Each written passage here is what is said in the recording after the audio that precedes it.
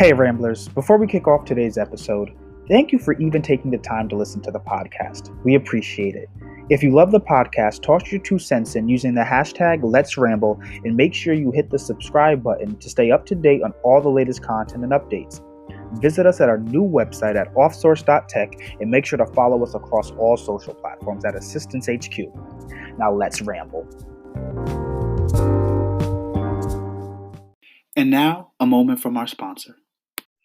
Hey guys, welcome back to another episode of The Ramblings. I'm your host, Angelo Roberts, alongside your wonderful co-host, Benjamin Hester, and we're back with another great talk. Today we're getting into COVID-19 reopening talks in terms of the NBA, in terms of school, because as businesses continue to reopen, that's something that is understandable because people need money.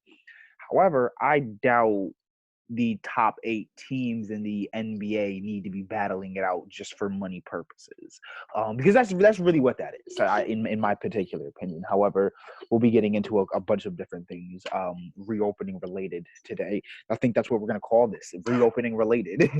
That's I come up with great killer titles. So what's going on, Ben? How are you doing this morning? Man, I'm doing good. Just kind of just waiting to see what's going on in terms of there's some critical junctures that we have to make some decisions about what's going to happen policy wise. Like, are people going to stay on unemployment? Are we trying to send people back to work with everything that's going on? And so I personally think the NBA is an interesting microcosm because it's kind of a service industry and it's not really necessary, but yet we're really, really pushing and trying to get it back. And this isn't as somebody who doesn't want it to come back. I'm really excited. I would love to watch LeBron James and Anthony Davis play again, but I'm also just not sure if that's the best thing for LeBron James and Anthony Davis and these other people that I enjoy watching and have a lot of respect for. I want to bring up something that Kyrie said. Kyrie, there has been some debate about the reopening of the NBA, and not just on COVID and health issues alone, but also because of the particular climate of everything. It's something that was said. I hope I'm not misquoting, but essentially because everything is going on right now, it's not the right time to have a distraction, if you will, because like you said, this isn't a service, this isn't entertainment, it's not something that we necessarily need. And I don't think that, and I do believe that it creates a distraction, if you will. People there are a lot more people that had on their report card easily distracted than there actually was put. I feel that. I think that's probably one of the only interesting ideas about why they shouldn't do it or shouldn't play.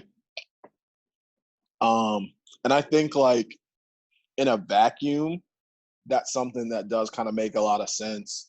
But the way I see it, just in the long run, these guys have signed contracts. And so they have their whatever they're going to make for the next few years, somewhat ironed out. And most of the time people adjust their living situation based on that information. And they have what they're expecting to make that much worth of bills and obligations. So just from a dollars and cents standpoint, unless they're all going to hand back half of their contracts, I just couldn't really see how they were going to not play, I'm confused because you talk about all this equal wage and all of this other stuff, right? But when it comes down to an NBA player, like the NBA league paying the NBA players their wage, even though they're not working, because of the particular climate of the economy right now, how can you agree with the NBA players giving back some of their monies and realizing that it's the exact same thing as us getting a stimulus check? They made their decisions based on money that they thought they were going to make, and then COVID happened. So if we're rooting for the regular people to still get paid or not have to worry about their expenses and everything, I don't feel like LeBron James should have to worry about giving money back just because my contract is worth more than someone else's contract. Oh, well, I mean, they're all going to have to give money back. I don't think it's going to be obviously the biggest contracts are probably going to would have to give back the most, but it's mostly just because their contracts are based on like revenue for ticket sales or for like And ESPN what about TV guaranteed? contracts. What about the guaranteed amount? Guaranteed, like, so that means even if they break their leg and you sit out the whole season, we still have to pay you. Like when Chris Paul was injured and he was basically like a walking $44 million liability. Well, I don't understand quite what you're asking. So you're saying NBA players would have to give up a certain amount of money? Yeah, I'm pretty sure contractually that's just how it works. I'm sure, but there's also a guaranteed number. If he does, say, like Ja Morant's contract is like $18 million or something for 2 years, and I don't know if there's a guarantee, but I think the guarantee is like $9 million basically. So basically, it's saying that if no matter what happens, you are guaranteed at least $9 million.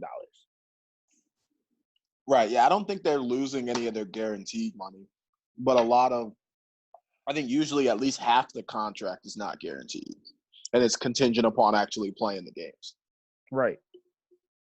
So I think it should be only focused on if they did have to even give anything back, which I'm not even for. I don't think they should have to give anything back except for the playing stipulation. Yes, if you were supposed to play and you don't play, then wouldn't have gotten this money, and that would affect it if you had gotten hurt. Then yeah, but once you start talking about cutting into their base, I guess we'll call it base salary of what you're guaranteed. Now it's starting to be almost you're putting them on a pedestal. Because I don't think the NBA should be opening. This is like it is a distraction. Like as much as people want to say, "Oh, well, they need a job. They're expected to play. Money needs to be revenue needs to be generated. All this other stuff." But here's the thing: we already see that there is a lack of the algorithms on social media promoting the Black Lives Matter movement when things are still going on, but it's not necessarily as talked about as much. It feels almost like it's died down and things have gone back to normal and people are still marching. People are still actually even being killed by the police. Like tear gas is still being thrown, and we want to start up the NBA, which would give us another reason to flood the timeline with something other than what is still actually going on that is of value.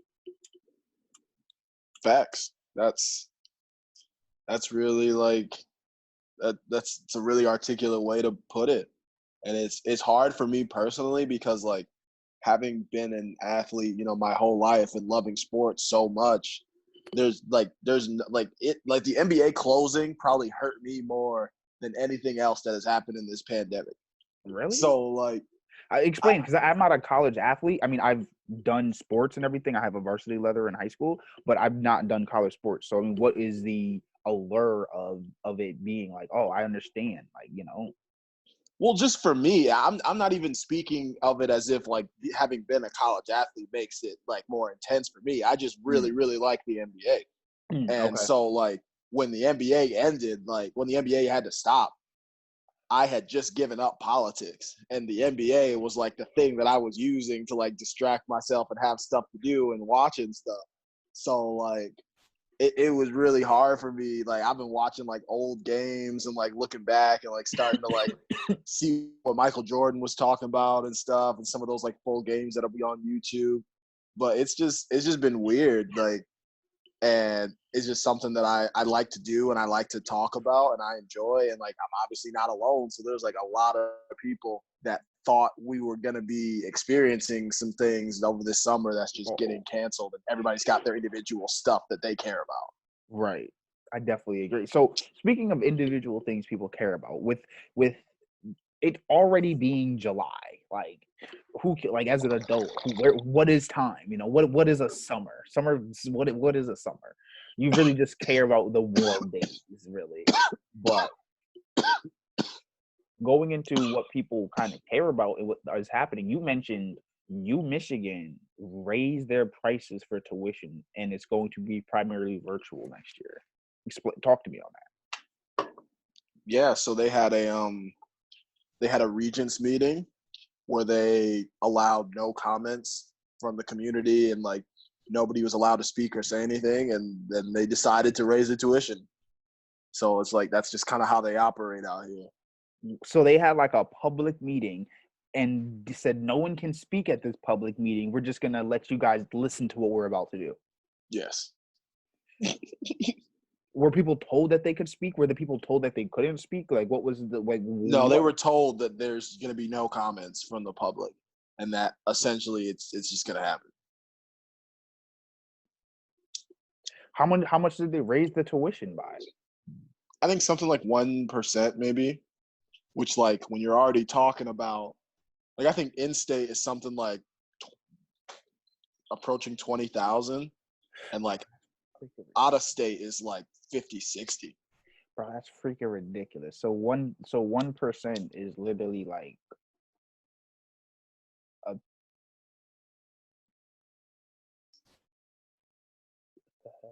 every 1,000. That's 100 is 1%. So times 50 is like 5 G's. No, it can't. Oh my gosh, I can't. I don't know why doing that math in my head is like throwing me off right now. And I don't think like people are even offended because yeah, of, like, 500. it's like getting So super 500. high. So $500. It increased $500. Yeah, it's just it actually. I might have the percentage wrong. I think it was only like 1%, but I don't know. I don't think people were upset because like the number is like hella higher. It's just like the insult to injury that like we're like not even in school or in a real way. Like and, what was the point of pushing it up? Right. Like what did you gain? Yeah. I mean, they gain a lot because there's a lot of students. I mean, like it doesn't seem like a lot, but like they increased tuition like $500, $1,000 a person times like 40,000 students. That's quite a few. 40,000 students. I think between all these different schools, it's around there. Bro, I have not been to a school that big. I went to a community college, bro. Bro, and there's a whole lot of nonsense that you didn't have to deal with there because it'd be crazy at some of these big universities like this. Certainly, bro. I would be tight. Like, bro, if my dad sent me to UMich, he would be tight. I didn't finish it. I would not have been an on-time finisher. If I went, bro, like I'm so happy my mom came up with that idea that she instead of going to like regular college first, she was like, okay, because my original plan was I was gonna go to Eastern Carolina University like out the gate. I was gonna go be a pirate because my uncle lived in North Carolina for like a little bit, and I got to do a college visit out there. Bro, I was gonna move out. Is it private? Eastern Carolina? No. I did visit a private one though. I visit actually the college I'm wearing now. I got it when I was doing my college visit. This is Wesleyan University, in North Carolina. They are tiny. It's a private college, but there's literally like 200 to 500 students or something like that in the entire school. Crazy. Yeah, man, that's wild. But I was gonna go there, but my mom said, "Listen, you like to travel, right?" I'm like, yeah. She said, do your first 2 years at a community college and travel, and I'll pay for you to travel instead. Because you'll be saving like a lot of money, like in general. Like my dad was ready to get like a house down in North Carolina so I could get in-state tuition, all that, like do the whole 9mm yard thing. Yeah, he was ready to go all out. And like my mom was like, nah, you can do more. You can get your still same degree, go finish at Eastern, and then like you can still travel. But I think you should do your first 2 years, like your core classes at Gateway. And bro, when my dad heard that, he flipped his nugget. Like this man you would have thought I just said I'm not going to college. Like this man lost his marbles. But it was like the greatest thing. Like, bro, traveling is undefeated. I'm actually seeing this ad, and I don't know how. Oh, which was because we were talking about school. Because I seen this ad, right? And it's basically like instead of doing school, it's like a program that like you're learning kind of online, but it's like you travel.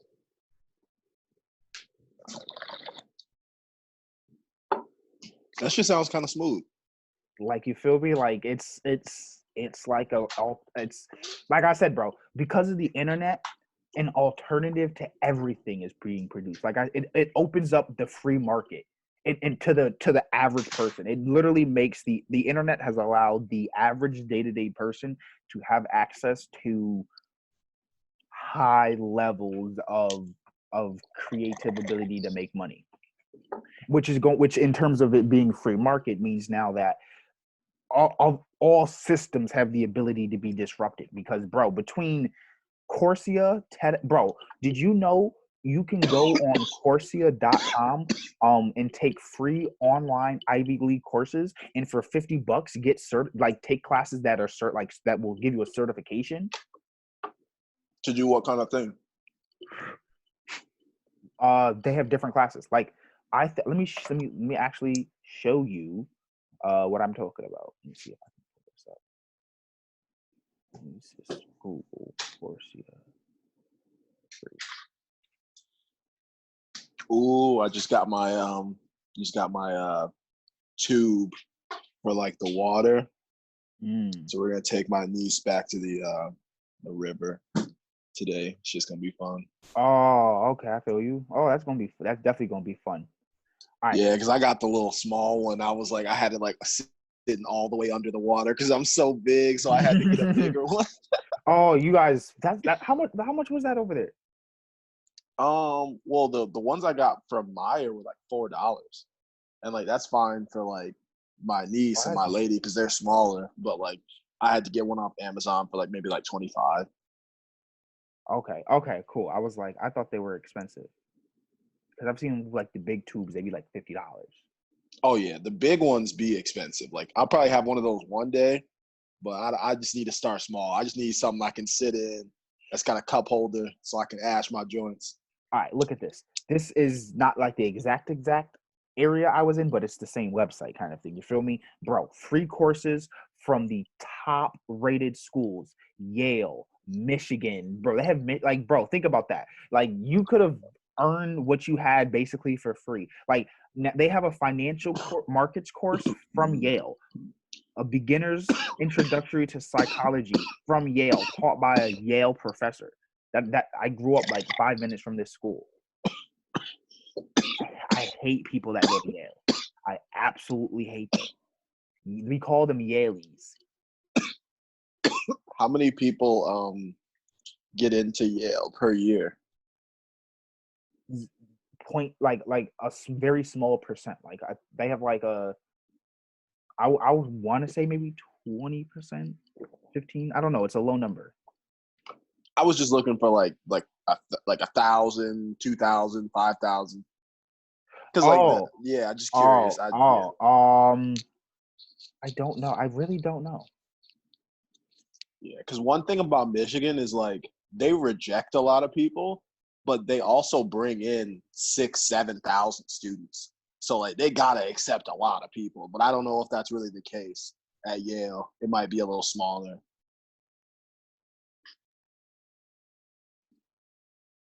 3%. They admit 20,000. They admit 2,000 students from the applicant of like 30,000 people. Wow. So Yale admits approximately 2,000 students per year. To me, that means like at least half of those people should have known they had no business applying. No, because bro, listen, Yale has like a whole bunch of other programs and stuff for like I don't know, bro. I don't know. I don't know, bro. What makes people apply? Like you're right. There are definitely people who are applying to Yale who have not applied, who should not have applied. Like my cousin applied to Yale and she had business applying. No. She had business applying to Yale, like, and got flat out denied. So that's how I know. That is how I got a full ride to Missouri, whatever that stands for. University of Missouri, or something like that, Mizzou. But flat out got denied.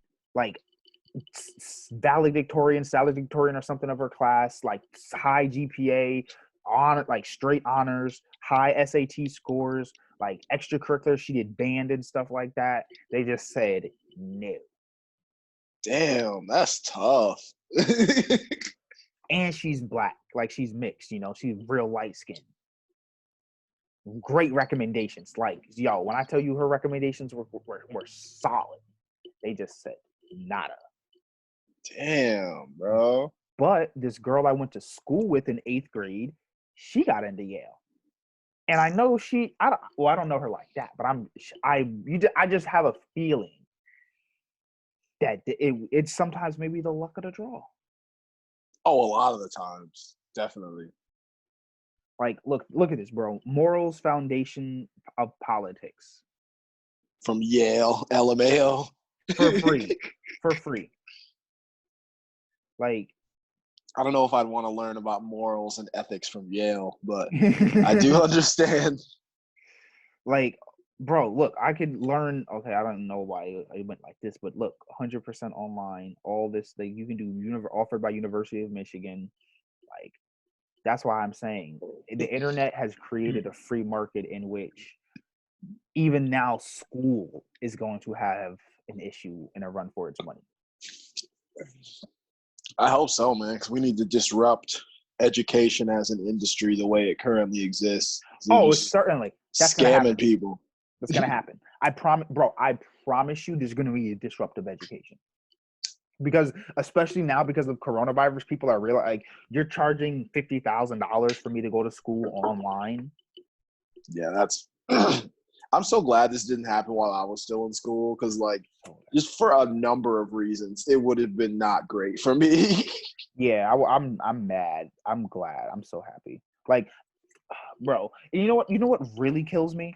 Like, when you actually start getting into these meetings, they really don't care. As long as you know what you're talking about, know what you're doing, and then can perform, which is the good thing. Like, it doesn't really matter. You can do whatever you want. Being serious? Like, think about it, bro. In these networking meetings, no one's gonna ask us, so where did you graduate from? No one cares.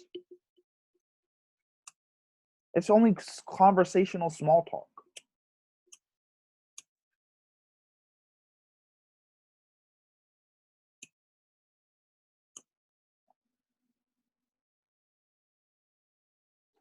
So yeah, that's like just super crazy that it's just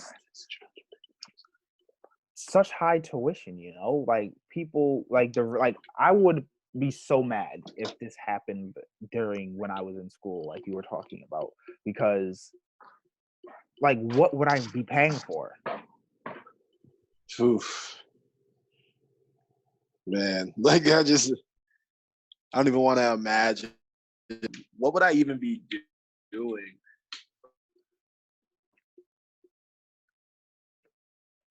I can barely focus.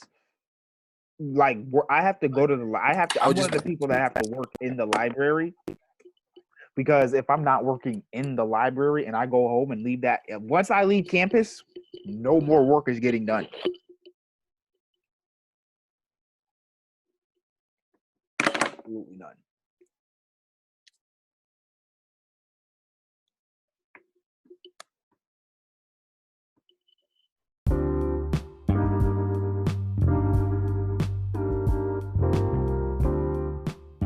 Hey Ramblers, before you go, make sure you're following us on social media at Assistance HQ across the board for all content and exclusives.